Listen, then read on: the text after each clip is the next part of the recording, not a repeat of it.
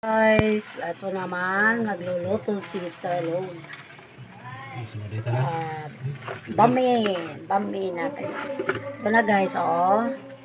Ayan, birthday kasi ni Ibiang.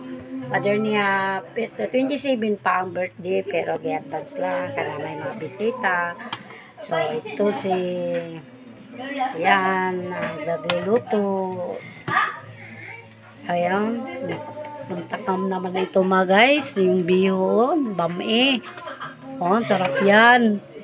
Oh, wow. Long life.